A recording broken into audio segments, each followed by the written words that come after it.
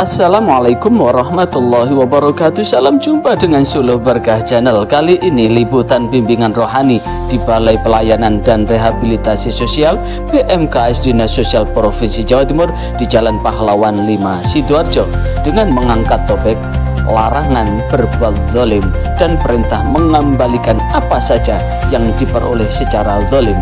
Bagi Anda yang baru bergabung dengan channel ini, jangan lupa subscribe, like, share, dan komen untuk keberlanjutan dari tali silaturahmi kita. Selamat menyimak dan menyaksikan. Alhamdulillah, Allahumma sholli wa sallim wa barik ala sayyidina Muhammad wa ala alihi wa ashabihi wa man irtadah, amma ba'd. Alhamdulillah, alhamdulillahi rabbil alamin.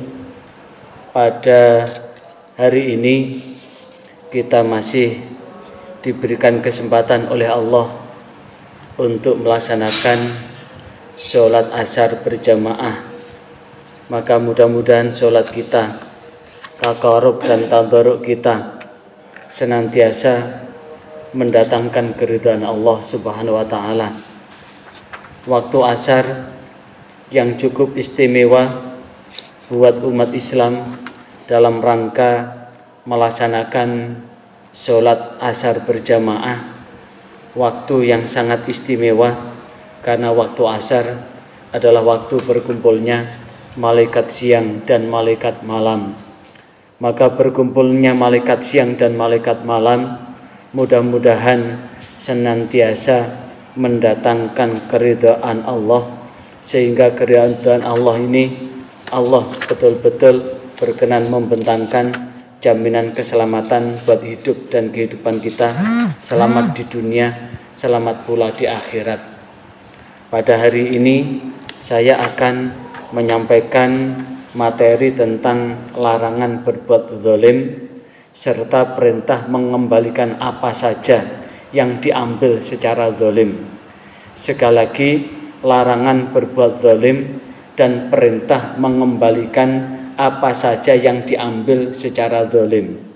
Kemarin kita sudah membahas zalim itu apa. Zalim itu adalah wat'u syai' fi ghairi mahallih, meletakkan segala sesuatu yang tidak pada tempatnya. Yang kemarin sudah kita gambarkan, contoh kopiah itu mestinya ditaruh di mana, Mas Wahid? Mestinya ditaruh di kepala, tapi tidak ditaruh di kepala. Bisa ditaruh di dengkul, bisa ditaruh di pundak, bisa ditaruh di kaki. Maka meletakkan kopiah yang tidak di kepala itu berarti meletakkannya tidak pada tempatnya. Lawannya zalim adalah adil. Apa itu adil? Wat'u syai' fi mahallih. Apa? Adil itu wat'u syai' fi mahallih, meletakkan segala sesuatu pada tempatnya. Siapapun orang yang punya keahlian, maka dengan keahlian itu ditaruh sesuai dengan kemampuannya. Maka siapapun pemimpin yang meletakkan bawahannya berada di tempatnya, maka itu termasuk dalam kategori pemimpin yang adil. Pemimpin yang adil, orang yang adil itu adalah orang-orang yang meletakkan segala sesuatu pada tempatnya. Lah, bagaimana dengan orang-orang yang berbuat zalim? Adalah orang-orang yang meletakkan segala sesuatu itu tidak pada tempatnya. Karena itulah Rasulullah dan Allah, sekali lagi, Allah dan Rasulnya melarang siapapun berbuat zalim. Ngamplengi wong sing gak salah iku termasuk zalim. Nyadui wong sing gak salah itu jenenge zalim. Apapun yang dilakukan seseorang yang tidak pada tempatnya itu zalim. Nah, kezaliman itulah yang kemudian maka orang-orang yang zalim tidak memiliki seorang pun teman yang setia. Kenapa? Kalau orang berbuat zalim, kemudian dengan kezalimannya itu orang masih mendekat pada orang yang zalim itu, maka tentu mendekatnya dia karena takut, mendekatnya dia karena ingin mendapatkan sesuatu. Contoh, seorang pemimpin yang zalim tapi tetap aja ada orang yang patuh, karena patuhnya itu karena takut. Patuhnya itu karena takut. Kemudian mendekatnya itu karena menginginkan sesuatu. Begitu pula kalau ada orang yang mengambil segala sesuatu dengan zalim, maka wajib baginya untuk mengembalikan. Karena apapun yang diambil secara zalim itu adalah tidak halal baginya. Contoh, sandal yang ada di depan masjid itu kan ada yang miliki kan? Ada yang miliki enggak? Kemudian tanpa bilang sandal itu diambil, sehingga orang yang memiliki sandal itu kehilangan sandal miliknya. Kira-kira orang yang memiliki sandal dan sandalnya diambil, gelo enggak? Gelo enggak? Sakit hati enggak? Lah, sakit hati orang yang dizalimi itu, maka doa orang-orang yang dizalimi itu sangat dikabulkan oleh Allah. Karena ada 5 doa yang tidak pernah ditolak oleh Allah. Salah satunya adalah doa orang yang teraniaya, doa orang yang terzalimi, sampai orang yang terzalimi itu mendapatkan pertolongan. Dan Allah sendiri di dalam Al-Quran surah Al-Mu'min ayat 18, A'udzubillahi minasyaitonirrajim, ma lidzalimina min hamimi wala syafi'i yuta'. Orang-orang yang zalim tidak memiliki seorang teman pun yang setia maupun penolong yang diterima pertolongannya. Bahkan orang-orang yang zalim tidak memiliki seorang penolong pun. Kenapa? Orang yang mau nolong itu sudah gregeten. Apa? Udah gregeten. Saumpama wani ngono iso kepengin ngaplok kiai, kepengin misalnya ada orang yang tinggi besar petentang-petenteng dan kemudian dia berbuat zalim ke sana kemari, apalagi sekarang ada ormas yang berbaju tentara, yang kemudian dengan baju tentara itu berbuat onar. Yang terakhir kemarin di Depok itu pimpinannya ditangkap polisi, tapi pengikutnya malah nyerang polisi, mobil polisinya dirusak dan dibakar. Nah, itu kan petentang-petenteng, tidak sadar bahwa sesungguhnya kehidupan yang dijalani itu singkat. Seluruh apa yang dilakukan akan dipertanggungjawabkan.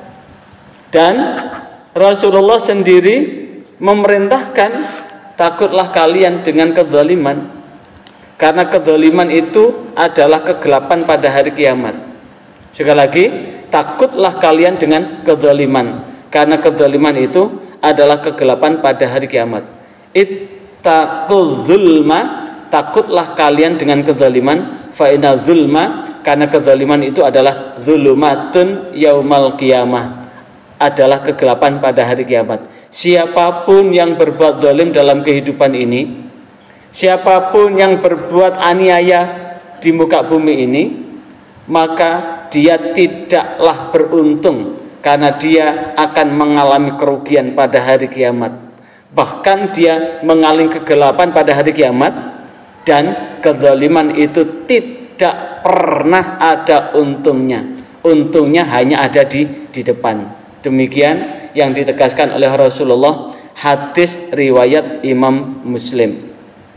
Bahkan Rasulullah Shallallahu Alaihi Wasallam dalam hadis yang diriwayatkan oleh Imam Muslim pula, la tu'addannal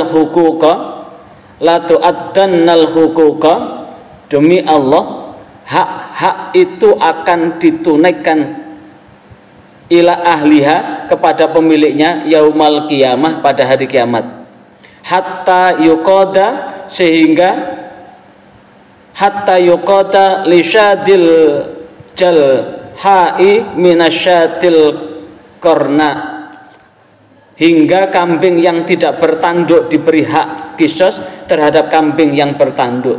Apa maknanya? Ada kambing yang nyeruduk kambing yang lain, maka kambing itu telah berbuat salah, maka apa yang dilakukan kambing yang bertanduk itu tidak akan hilang sebelum kambing yang bertanduk itu mendapatkan hukumannya. Demikian pula siapapun yang menyakiti orang lain, maka hak-hak terhadap orang yang disakiti itu harus ditunaikan, dan itu akan dipertanggungjawabkan pada hari kiamat. Dan satu ketika, sebagaimana hadis yang diriwayatkan dari Ibnu Umar atau Abdullah bin Umar, beliau berkata, sebagaimana hadis yang diriwayatkan oleh Imam Bukhari dan Imam Muslim, apa? Ibnu Umar mengatakan, kami pernah memperbincangkan tentang haji wada, sedangkan Nabi berada di tengah-tengah kami. Jadi Abdullah bin Umar bersama sahabat itu pernah memperbincangkan di tengah-tengah haji wada, dan kemudian kami, kata Ibnu Umar, tidak paham apa itu haji wada, hingga Rasulullah memuji Allah dan menyanjung Allah. Kemudian beliau menyebut Al-Masihud Dajjal. Kemudian beliau menyebutkan panjang lebar. Maka kemudian Rasulullah bersabda, Allah tidak mengutus seorang nabi melainkan dia memperingatkan umatnya dari Dajjal. Dan Nabi Nuh telah memperingatkan, begitu pula nabi-nabi sesudah beliau juga memperingatkan tentang Dajjal akan muncul di tengah-tengah kalian. Jika ada sesuatu yang tentangnya samar bagi kalian, maka tidaklah samar bagi kalian bahwa sesungguhnya Allah Tuhan kalian tidak cacat sebelah mata, dan sesungguhnya Dajjal itu adalah cacat sebelah mata kanannya, seolah-olah matanya itu sebuah anggur yang menonjol. Dan ingatlah, kata Rasulullah, sesungguhnya Allah telah mengharamkan atas kalian darah dan harta kalian seperti keharaman hari kalian ini dan di bulan kalian. Dan ingat, apakah aku sudah menyampaikan? Maka kemudian sahabat menjawab, ya. Beliau bersabda, ya Allah, saksikanlah. Beliau mengucapkannya 3 kali, wahai kalian semua, ingat dan perhatikanlah, jangan sampai kalian kembali kufur sepeninggalku sehingga kalian memenggal leher sebagian yang lain. Ini ada ungkapan Dajjal. Siapakah itu Dajjal?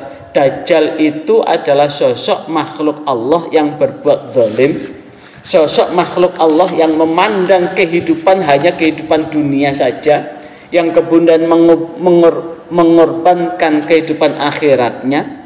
Dan itulah yang kemudian senantiasa membuat kerugian, memberikan jaminan-jaminan bujuk rayu tentang keindahan dunia seakan-akan surga, tapi sesungguhnya itu akan menggelincirkan, menyesatkan kita manusia dari kebenaran Allah. Karena itulah pada kesempatan ini dulur, apapun yang terjadi, ya, kondisi apapun yang terjadi dalam kehidupan ini, tetaplah berbuat adil kepada siapapun. Jangan sampai kemudian di antara kita ini menyakiti siapapun, karena siapapun yang kita sakiti itu akan menuntut balas terhadap apa yang kita perbuat pada mereka. Sekali lagi, apapun yang kita lakukan pada mereka, maka mereka akan menuntut balas terhadap apapun yang kita lakukan pada mereka. Dan di saat itu, ketika Allah sudah menunaikan pengadilannya kepada kita, Sekali lagi, ketika Allah sudah menunaikan pengadilannya kepada kita, maka kita tidak bisa berbuat apapun. Sekali lagi, kita tidak bisa berbuat apapun kecuali hanya kerugian yang sangat nyata. Karena itu, posisi yang ada saat ini, semua penerimaan manfaat, selama semuanya bisa berbuat adil, tidak zalim. Apa zalim tadi? Zalim itu tidak meletakkan sesuatu pada tempatnya. Menyakiti orang lain itu zalim, mencuri itu zalim, mencopet itu zalim, menipu zalim, berdusta itu zalim, berbohong itu zalim. Dikasih kepercayaan tapi mengkhianati itu zalim. Dikasih amanat mengkhianati itu zalim. Berjanji tapi mengingkari itu zalim. Berarti seluruh apapun kejahatan yang ada di muka bumi ini karena dari perbuatan zalim, meletakkan segala sesuatu itu tidak pada tempatnya. Karena itu mudah-mudahan kita semua tetap diselamatkan oleh Allah ya.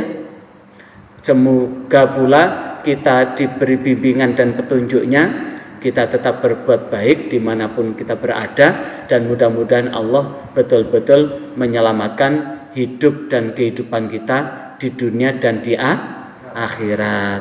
Diselamatkan dari ancaman siksa neraka, dibimbing menuju surga, dan mudah-mudahan Allah meridhai setiap apapun yang kita lakukan. A'udzubillahi minasyaitonirrajim. Bismillahirrahmanirrahim. Alhamdulillahirabbil alamin. Allahumma shalli wa sallim wa barik ala sayyidina Muhammad walhamdulillahirabbil alamin. Ya Allah, kami sadar ya Allah, cepat atau lambat kami akan meninggalkan dunia ini. Meninggalkan apapun yang kami miliki, meninggalkan apapun yang kami pegang ya Allah. Hanya membawa amal kebajikan ketika kami meninggalkan dunia ini. Karena itulah ya Allah, bimbinglah kami untuk senantiasa melaksanakan apapun yang telah Engkau perintahkan kepada kami, dan meninggalkan apapun ya Allah yang Engkau larang pada kami. Dan bimbinglah ya Allah kami semua senantiasa mempergunakan nafas kami, mendetakkan jantung kami, menjengkalkan setiap langkah kami dalam jalan yang Engkau ridhoi. Dan bimbinglah ya Allah kami untuk tetap semangat beribadah tanpa putus asa apapun kondisi yang kami alami. Karena itulah ya Allah, seluruh penerima manfaat yang ada di Balai Pelayanan dan Rehabilitasi Sosial ini, sehatkanlah jasmani rohaninya ya Allah. Berilah semangat untuk tetap berada di jalan yang Engkau ridhoi.